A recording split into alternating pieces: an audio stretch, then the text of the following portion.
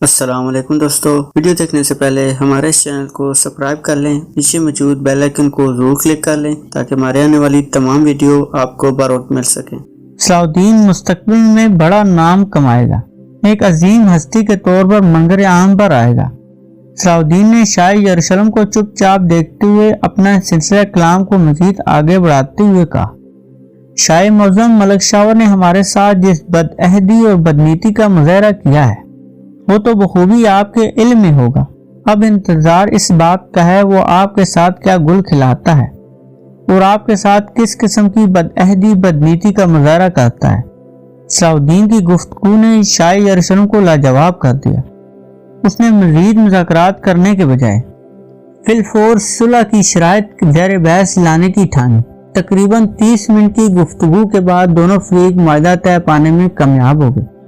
معاہدہ انہی شرائط پر طے پایا جن شرائط کو منوانے کے لیے شیرکو نے صلاح الدین کو ہدایت کی تھی۔ معاہدے کی روح سے پہلی شرط کے تحت دمشقی لشکر نے مصر کے ان علاقوں سے دستبردار ہونا تھا جو ان کے زیر تسلط تھے، انہوں نے واپس دمشق کی راہ لینی تھی۔ دوسری شرط کے تحت شاہ یروشلم اس امر کا پابند تھا، وہ دمشق کے لشکر کو بحفاظت جانے دے گا اور کسی بھی قسم کی کوئی مداخلت نہیں کرے گا۔ محض یہ دو بڑی شرائط تھیں، اس کے علاوہ دیگر چھوٹی موٹی شرائط تھیں جو کسی بھی اہمیت کی حامل نہ تھی۔ صلح کا یہ معاہدہ اس امر کا بین ثبوت تھا۔ شاہ یروشلم اور شیرکو دونوں ہی اس مارکہ رائی کو ایک فضول اور اعصاب شکن مارکہ تصور کرتے تھے۔ 3 ماہ سے زائد عرصے پر محیط یہ مارکہ رائی کوئی آسان کام نہ تھا، لیکن دمشقی سپہ سالار اور لشکر کی جس قدر تعریف کی جاتی وہ کم تھی۔ انہوں نے اس اعصاب شکن صورتحال بڑے صبر و تحمل کے ساتھ برداشت کیا اور شاہ یروشلم ملک شاور کے لشکروں کے ہاتھ ہرزمت اٹھانے سے محفوظ رہے۔ شاہ یروشلم کے اعصاب یا مزید اس جنگ کا بوجھ برداشت نہیں کر سکتے۔ یہ حقیقت اس کے علم میں تھی۔ سلطان نور الدین زنگی قلعہ حرم تسخیر کر چکا ہے اور بانیاس کا قلعہ بھی ایک طویل معاشرے کے بعد تسخیر کیا جا چکا ہے۔ اس کے علاوہ انطاکیہ کا شہزادہ بوہیمنڈ، طرابلس کا کاؤنٹ ریمنڈ اور دیگر نائٹ سلطان نور الدین زنگی کے جنگی قیدی بن چکے ہیں اور وہ انہیں اپنے ہمراہ لے کر حلب روانہ ہو گیا ہے۔ لہذا شاہ یروشلم اس مارکہ رائی سے جان چھڑا کر اپنی توجہ مشرقی سرحد کی دفاع پر مرکوز کرنا چاہتا تھا۔ شاہ یروشلم اور شیرکو کے درمیان صلح کا جو معاہدہ طے پایا، ملک شاور اس معاہدے پر خوش نہ تھا۔ مصر کا اعظم ملک شاور یہ آس لگائے بیٹھا تھا کہ وہ شاہ یروشلم کے ساتھ مل کر شیرکو کے لشکروں کو بے دریغ تیغ کرے اور ان کو ایسا سبق سکھائے گا کہ سلطان دمشق دوبارہ مصر کی جانب آنکھ اٹھا کر دیکھنے کی بھی جرت نہ ہوگی۔ لیکن شاہ یروشلم نے صلح کے معاہدے کی روح سے شیرکو کے لشکر کو مصر کے علاقے سے بحفاظت نکلنے کی ضمانت دے کر ملک شاور کو خوش فہمی خاک میں ملا دی۔ اسد الدین شیرکو کے ساتھ آنے والے امرائے نوریہ بھی اس معاہدے سے خوش نہ تھے۔ امیر عین الدولہ باروکی نے اپنے غصے کا اظہار کرتے ہوئے کہا، انتہائی غصیلے لہجے میں کہا، اگر آپ بذات خود موت کے منہ میں جانا چاہتے ہیں تو بڑے شوق سے جائیے، لیکن آپ اپنے ساتھ ہمیں کیوں موت کے منہ میں لے جانے کے لیے تلے بیٹھے؟ اسد الدین شیرکو نے امیر موصف کا تلخ لہجے کو نظر انداز کرتے ہوئے بڑے صبر و تحمل کا مظاہرہ کرتے ہوئے کہا، امیر باروکی، تم ایک بہادر سردار ہونے کے باوجود بھی یہ کیسی بات کر دی؟ یہ درست ہے کہ یہ خطرناک فیصلہ ہے، لیکن یہ فیصلہ ناگزیر تھا کیونکہ اس کے علاوہ ہمارے پاس کوئی اور راستہ موجود نہ تھا۔ ہم سپاہی اور موت کی آنکھ میں آنکھ ڈال کر بات کرنے کے عادی ہیں۔ میں بھی اور ہم سب بھی آپ کے ساتھ ہیں، جو ہوگا دیکھا جائے گا۔ اب جب کہ معاملہ طے پا گیا تو اس کو تنقید کرنا لا حاصل ہے۔ عین الدولہ باروکی بڑا ہٹ درم اور ضدی امیر تھا۔ مجھے موت کا کوئی خوف نہیں ہے، لیکن دشمن کے لشکروں کے درمیان سے سانگ روک کر گزرنا کہاں کی دانش مندی ہے؟ اس سے تو یہ بہتر ہے ہم خندق کو خیر بات کہہ کر کھلے میدان میں دشمن کو للکاریں اور اس کے ساتھ لڑتے لڑتے شہادت کی منزل پا لیں۔ یہ سن کر اسد الدین شیرکو کا بھی پارا چڑھ گیا۔ اس معاہدے کو امرائے نوریہ کی اکثریت کی تائید حاصل ہے، اس لیے محض تمہاری تنقید کی وجہ سے میں اسے روگردانی نہیں کر سکتا۔ عین الدولہ اپنی بات پر اڑا رہا۔ صلاح الدین آپ نے مجلس مشاورت طلب کرنے کے بجائے ہر ایک امیر سے اس کی انفرادی رائے معلوم کی تھی، جو کسی بھی لحاظ سے ایک درست طریقہ کار نہ تھا۔ شیرکو نے شیر کی مانند گرجتے ہوئے کہا، امیر باروکی ایک سپہ سالار کا فیصلہ ہے، اس کا احترام ہر لشکری پر فرض ہے، اگرچہ وہ امراء میں سے کیوں نہ ہو۔ اسدالدین شیرکو غصہ سر چڑھ کر بولتا تھا، اگرچہ وہ بہت کم غصے میں آتا تھا، لیکن جب ایک بار وہ غصے گھوڑے پر سوار ہو جاتا تو اسے قابو کرنا بہت مشکل ہوتا تھا، کیونکہ وہ بھی اپنے حریف کے ساتھ مارنے کو تیار ہو جاتا تھا۔ لہذا امیر باروکی خاموش ہو گیا، وگرنہ بات کا بتنگڑ بن جانا تھا۔ عین الدولہ کی تنقید کے پیچھے صلاح الدین سے حسد کرنے کا جذبہ کار فرما تھا، کیونکہ صلاح الدین اور شاہ یروشلم کے درمیان اس امر پر اتفاق ہوا تھا۔ دمشقی لشکر شاہ یروشلم ملک شاور کے لشکر کے درمیان سے پیش قدمی کرتا ہوا دمشق جانے والے ریگستانی راستے تک رسائی حاصل کرے گا، کہ شاہ یروشلم نے اس رویے پر واضح کر دیا کہ ملک شاور کی نیت ٹھیک نہیں، وہ دمشقی لشکر کو کسی بھی صورت بحفاظت دمشق جانے کی اجازت نہیں دے گا۔ لہذا ایک جانب ملک شاور کا لشکر، دوسری جانب شاہ یروشلم کا لشکر ہوگا۔ ایسی صورت میں اگر ملک شاور کے لشکر نے دمشق کے لشکر کو اپنے حملے کا نشانہ بنانے کی کوشش کی تو شاہ یروشلم کا عیسائی لشکر نہ صرف اس کے آڑے آئے گا بلکہ دمشق کے لشکر کے ساتھ مل کر ملک شاور کے لشکر کی درگت بناتے ہوئے اسے کیفر کردار تک پہنچائے گا۔ دمشق کے لشکر کی واپسی کے مناظر انتہائی حیرت انگیز اور پر اسرار تھے۔ دو حریف لشکروں کے درمیان سے دمشق کے لشکر کا گزرنا ایک جرأت مندانہ اقدام تھا، اور اس جرأت کا مظاہرہ اسدالدین شیرکو صلاح الدین ہی کر سکتا تھا۔ دمشق کے لشکر کے آگے آگے صلاح الدین اپنے گھوڑے پر سوار چلا جا رہا تھا، جبکہ لشکر کے آخر میں شیرکو کا گھوڑا محو سفر تھا۔ شیرکو کا گزر جب مصر کے وزیر اعظم ملک شاور کے سامنے سے ہوا تو ملک شاور نے طنزیہ مسکراہٹ بکھیرتے ہوئے کہا، شیرکو، اگر ہم بدنیتی کا مظاہرہ کرتے ہوئے تم پر حملہ کر دیں تمہارا کیا بنے گا؟ شیرکو ایک لمحے کے لیے رک گیا، شیر کی مانند دھڑا، ملک شاور اگر ہمت ہے تو یہ بھی کر کے دیکھ لو۔ اس کے بعد شیرکو پروکار اور دلیرانہ انداز میں آگے بڑھ گیا۔ ملک شاور حیرت بھری نظروں سے اسے دیکھتا ہی رہ گیا۔ مصر کے عوام سخت اضطراب اور پریشانی کا شکار تھے۔ گزشتہ کئی ماہ سے مصر پر حالت جنگ کی کیفیت طاری تھی۔ بلیس مصر کا اولین داخلی دروازہ تھا۔ یہ شہر ایک اہمیت کا حامل تھا۔ صلاح الدین نے اپنے پہلے ہی حملے میں تسخیر کر لیا تھا۔ اس وقت سے دمشقی لشکر کے زیر تسلط تھا۔ آج اس شہر پر ان کے تسلط کا خاتمہ ہو رہا تھا۔ مصر کی عوام اضطراب پریشانی کی حالت میں تھی۔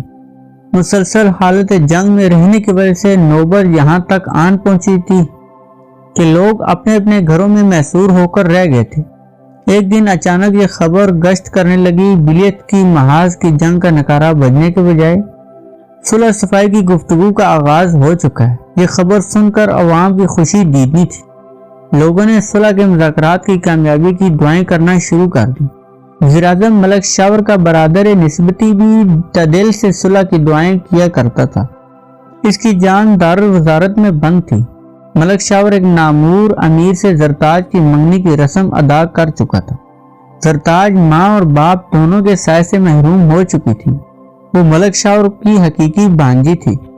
ملک شاور نے زرتاج کی پرورش اپنی بیٹی کی طرح کی تھی۔ یہی وجہ تھی وہ زرتاج پر اپنا پورا حق جتاتا تھا۔ زرتاج نے بھی اسے مایوس نہ کیا۔ اس نے اپنی محبت کی قربانی دے کر اپنے ماموں کے سامنے اپنا سر جھکا دیا تھا۔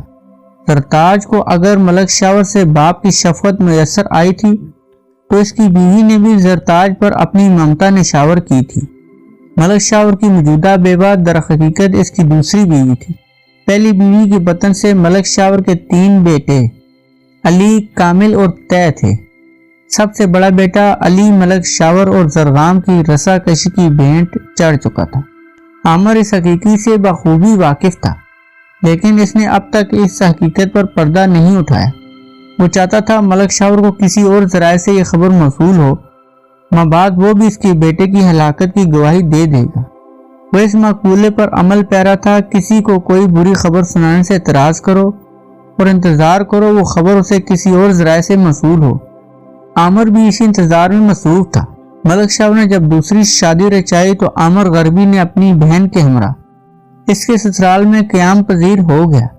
یہاں آنے کے بعد علی، کامل اور طے کے ساتھ وہ دوستی کے اس قدر مضبوط بندھن میں بندھ گیا، اس نے واپس جانے کا خیال ہی دل سے نکال دیا۔ اس کے دوستوں نے بھی اپنا اتنا پیار دیا، وہ ان کے پیار میں ڈوب کر واپس جانا یکسر فراموش کر بیٹھا۔ ملک شاور نے دارالوزارت کے دروازے عامر غربی پر بند کر دیے تھے۔ دارالوزارت پر اپنا داخلہ بند ہونے کے بعد عامر قاہرہ اور سعید کے درمیان گھن چکر بن کر رہ گیا تھا۔ سعید میں اس کا بچپن اور نوجوانی کا عالم بسر ہوا تھا۔ قاہرہ میں وہ ملک شاور کے اہل خانہ کے ہمراہ آیا تھا، لیکن ملک شاور کی وزارت عظمیٰ کے عہدے سے معزول ہونے کے بعد وہ اور ملک شاور کے اہل خانہ دربدری کی ٹھوکریں کھانے پر مجبور ہو گئے تھے۔ انہیں قاہرہ کو خیرآباد کہنا پڑا۔ سعید میں ان کی حویلی کو کھنڈرات میں تبدیل کر دیا گیا۔ ملک شاور کے مصائب جھیلنے کے بعد بالآخر دوبارہ وزارت عظمیٰ مل گئی۔ ملک شاور کے اہل خانہ عامر کا خیال تھا کہ ملک شاور جس سانے سے گزرا تھا، اس سے گزرنے کے بعد اس نے قرار واقعی سبق حاصل کیا ہوگا اور اس کا دماغ ٹھکانے لگ چکا ہوگا، لیکن اس کا دماغ درست ہونے کے بجائے مزید الٹ گیا۔ اس نے اسدالدین شیر کو اس کے لشکر کے بھلبوتے پر دوبارہ وزارت عظمیٰ حاصل کی اور اس کا احسان مند ہونے کے بجائے اس نے اسی کے ساتھ بدعہدی بدنیتی کا کھیل کھیلا، اپنے قول و قرار کو بلائے طاق رکھ لیا۔ اس نے اسی پر اتفاق نہ کیا بلکہ شاہ یروشلم کو اپنی مدد پر آمادہ کر کے دمشقی لشکر کا محاصرہ کیا، لیکن دونوں مل کر بھی اس کا کچھ نہ بگاڑ سکے۔ بالآخر 3 ماہ سے زائد عرصے پر مزید محاصرہ اٹھانا پڑا اور اس کے ساتھ صلح کر کے اسے واپس دمشق کے لیے محفوظ رستہ دینا پڑا۔ حریف فریقین کی صلح کی خبر اوتی اٹھتی عامر کے کانوں میں بھی پڑ گئی تھی۔ اس نے ارادہ کیا صلح ہونے کے فوراً بعد وہ صلاح الدین سے بنفس نفیس رابطہ کرے گا اور اس کے لشکر میں شامل ہو کر اپنی زندگی سنوارنے کی کوشش ضرور کرے گا۔ صلاح الدین نے بھی اسے یہی باور کروایا تھا، اپنے مکمل تعاون کی یقین دہانی بھی کروائی۔ صلح کی خبر سنتے ہی عامر نے بلیس کے لیے رخت سفر باندھا۔ بلیس پہنچ کر اسے دلی مسرت ہوئی۔ اگرچہ اس نے صلح کی خبر تو سنی تھی، لیکن وہ صلح کی شرائط سے آگاہ نہیں تھا۔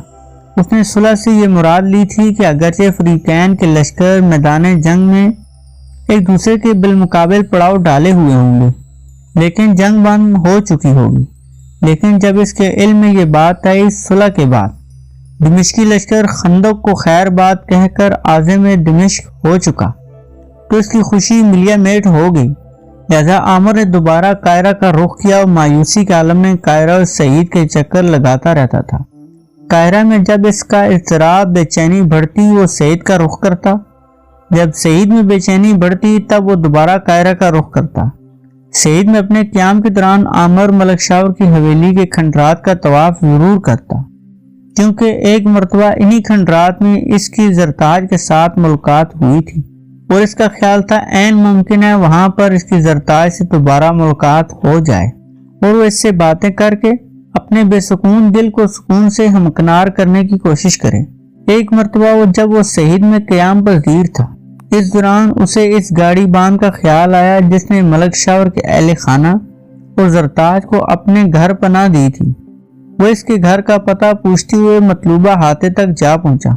احاطہ پہنچ کر اس کے علم میں یہ بات آئی ملک شاور نے گاڑی بان کی وفاداری کے عوض اسے رہائش کے لیے ایک پکی حویلی عطا کر دی ہے۔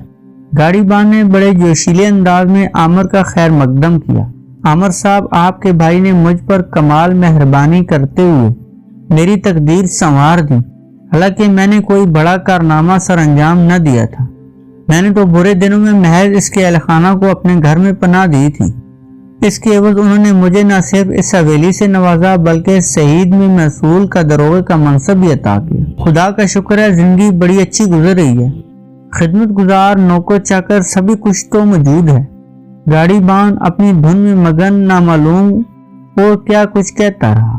وہ ملک شاور کی تاریخ میں زمین و آسمان ایک کر رہا تھا کہ گاڑی بان اسی ملک شاور کی بات کر رہا ہے، وہ کس طرح اس قدر تبدیل ہو گیا۔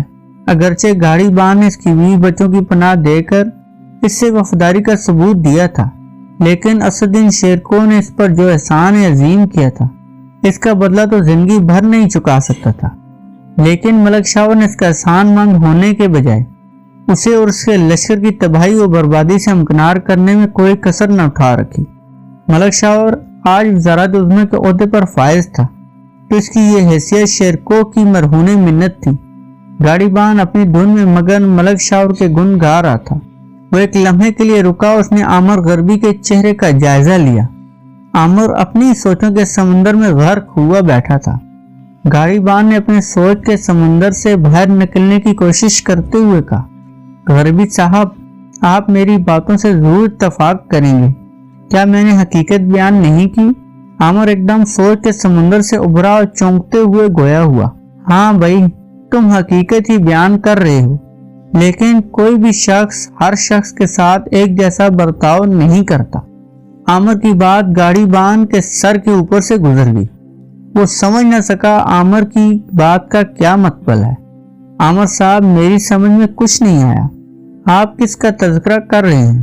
عامر غربی نے تلخی کے ساتھ جواب دیتے ہوئے کہا، میں بھائی جان شاور کے علاوہ کسی اور کا تذکرہ کیوں کروں گا؟ انہوں نے تمہارے ساتھ جو نیکی کی ہے ایسی نیکی کسی اور کے ساتھ نہیں کی۔ گاڑی بان نے تعجب سے عامر کو دیکھتے ہوئے کہا، عامر صاحب، وہ آپ کے بھائی جان ہیں، آپ ان کے بارے میں ایسے خیالات کے کیوں حامل ہیں؟ عامر نے تلخی کے ساتھ کہا، میں نے ان کے ساتھ اپنے رشتے سے کب انکار کیا ہے؟ عامر نے اپنے غصے پر قابو پاتے ہوئے طنزیہ انداز میں کہا، تم نے ان کے بیوی بچوں کو دشمن سے محفوظ رکھا، ان کی بخوبی دیکھ بھال کرتے رہے، وہ تمہاری پناہ میں محفوظ و مامون رہے۔ انہوں نے تمہارے احسان کا بدلہ چکانے کے لیے تمہارے ساتھ جو نیکی کی ہے، میرے خیال میں اس میں کچھ کمی رہ گئی ہے، ان کو تمہارے ساتھ اس سے بڑھ کر نیکی کرنی چاہیے تھی۔ گاڑی بان نے فی الفور جواب دیتے ہوئے کہا، انہوں نے جو کچھ مجھے عنایت کیا ہے میں اسی پر راضی ہوں، مجھے ان پر کوئی طلب نہیں۔ وہ مجھ پر جو احسانات کر چکے ہیں میں انہی کے بوجھ تلے دبا ہوں۔ عامر نے گاڑی بان کی بات کے ساتھ اتفاق کرتے ہوئے کہا، تمہارا کہنا بجا ہے، لیکن میں تمہیں یہ باور کروانا چاہتا ہوں، انہوں نے تمہارے ساتھ اس قدر نیکی کی تم ان کے گن گا رہے ہو، جبکہ انہوں نے اس شخص کے ساتھ بدعہدی اور بدنیتی کا مظاہرہ کیا ہے جو ان کے لیے ایک لشکر جرار لے کر دمشق سے پیش قدمی کرتے ہوئے مصر آیا، اس زرغام کو معزول کر کے بھائی جان کو وزارت عظمیٰ پر دوبارہ بحال کروایا، لیکن بھائی جان نے اپنے عہد سے مکر گئے اور انہیں جنگی اخراجات کی مدد میں نہ صرف ادائیگی سے انکار کر دیا بلکہ شاہ یروشلم کے ساتھ ساز باز کر کے اس کے لشکر کو بھی گاجر مولی کی طرح کاٹنے کی کوشش کی۔ گاڑی بان بھولے پن سے گویا ہوا، عامر صاحب، آپ کی باتیں میرے سمجھ سے بالا تر ہیں۔ اعظم کا رویہ خواہ کچھ ہی کیوں نہ ہو، لیکن وہ آپ کے رشتہ دار ہیں، آپ کو ان کے حوالے سے ایسی سوچ نہیں رکھنی چاہیے۔ میرا خیال ہے آپ دونوں کسی غلط فہمی کا شکار ہیں، ان سے ملاقات کر کے اس غلط فہمی کا ازالہ کر لیں۔ عامر نے تلخی کے گھونٹ پیتے ہوئے جواب دیا، انہوں نے میری ملاقات پر پابندی عائد کر رکھی ہے۔ گاڑی بان نے اپنا پرخلوص مشورہ پیش کرتے ہوئے کہا، آپ ان سے ملاقات نہیں کر سکتے لیکن اپنی بہن سے تو ملاقات کر سکتے ہیں۔ گاڑی بان نے سلسلہ کلام جاری رکھتے ہوئے کہا، آپ بہن سے ملاقات کرنے جائیں، عین ممکن ہے اسی بہانے ان سے ملاقات ہو جائے، آپسی غلط فہمی کا ازالہ ممکن ہو سکے۔ عامر نے حقیقت بیان کرتے ہوئے کہا، میرے بھائی، یہ بھی ممکن نہیں، انہوں نے دارالوزارت میں میرے داخلے پر پابندی عائد کر رکھی ہے اور معافوں کو بھی سختی سے حکم دے رکھا ہے، مجھے دارالوزارت کے اندر قدم نہ رکھنے دیا جائے۔ گاڑی بان نے مسکراتے ہوئے انکشاف کیا، آپ نے دارالوزارت کیوں جانا ہے؟ بہن سے ملاقات کرنے، ماں بعد دارالوزارت کی راہ پر ہموار ہو جائے گی۔ عامر نے سٹپٹاتے ہوئے دوبارہ وضاحت پیش کی، بھائی میرے، تم میری بات سمجھتے کیوں نہیں؟ میں تمہیں واضح طور پر بتا چکا ہوں، دارالوزارت میں میرے داخلے پر پابندی ہے، دارالوزارت میں داخل ہوئے بغیر میں بہن سے کیسے ملاقات کر سکتا ہوں؟ گاڑی بان بھی سٹپٹا کر رہ گیا۔ اس نے کہا، آپ کی اطلاع کے لیے عرض ہے، اعظم دارالوزارت میں مقیم ہے، جبکہ ان کے بیوی بچے حویلی میں رہائش پذیر ہیں، وہاں جانے سے آپ کو کوئی منع نہیں کرے گا، مجھے بھی اپنے ہمراہ لے جائیں۔ حویلی کے مکین۔ دوستو آج کے لیے اتنا ہی۔ اگر ویڈیو پسند آئے کمنٹ سیکشن میں اپنی رائے کا اظہار ضرور کیجیے گا۔ اس سیریز کی ایک نئی ویڈیو کے ساتھ بہت جلد آپ کی خدمت میں حاضر ہوں گے، تب تک کے لیے اللہ حافظ۔